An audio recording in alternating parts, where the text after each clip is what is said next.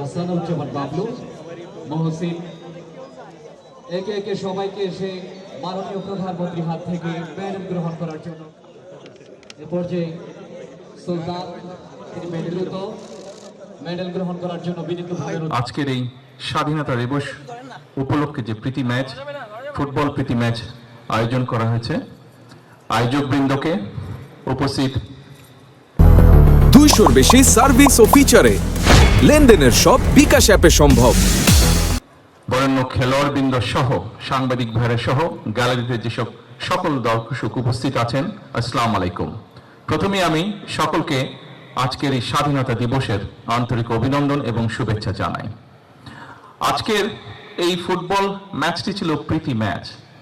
তবে এখানে আপনারা যারা উপস্থিত আছেন, আপনাদের কম বেশি সকলেরই ধারণা আছে যে আমরা আমাদের সরকারের পক্ষ থেকে এবং কিছুদিন আগে বাংলাদেশে যেই প্রত্যাশিত নির্বাচনটি অনুষ্ঠিত হয়েছে, সেই নির্বাচনের সময় আমাদের দলীয় ম্যানিফেস্টো থেকে আমরা বলেছি যে আমরা বাংলাদেশের ক্রীড়া জগতে নতুন প্লেয়ার আমরা তৈরি করতে চাই বিভিন্ন খেলায়, এবং পেশা ক্রীড়াকে প্রফেশনাল রূপ আমরা দিতে চাই। এবং সেজন্যই আমরা সিদ্ধান্ত নিয়েছি যে আমরা নতুন কুড়ি নামে যে অনুষ্ঠানটি ছিল, এখানে আমরা নতুন করে স্পোর্টসকে আমরা চালু করতে চাই।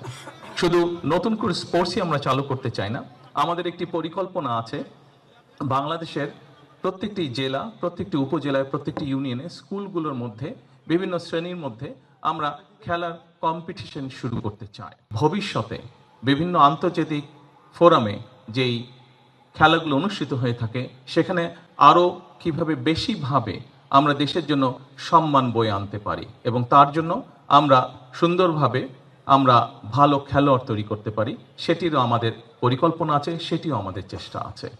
আজকের এই স্বাধীনতা দিবসে আসুন আমরা সকলে সিদ্ধান্ত নেই, আমরা সকলে চেষ্টা করি, যারা আমরা বিভিন্নভাবে বাংলাদেশের বহু মানুষ আছেন যারা ক্রীড়ার সাথে প্রত্যক্ষ বা পরোক্ষভাবে জড়িত আছেন, তাদের সকলের কাছে অনুরোধ থাকবে, আসুন আমরা বাংলাদেশের ক্রীড়া জগৎটিকে সুন্দরভাবে, দলমতে নির্বিশেষে সুন্দরভাবে আমরা এই ক্রীড়া জগৎটিকে গড়ে তুলি।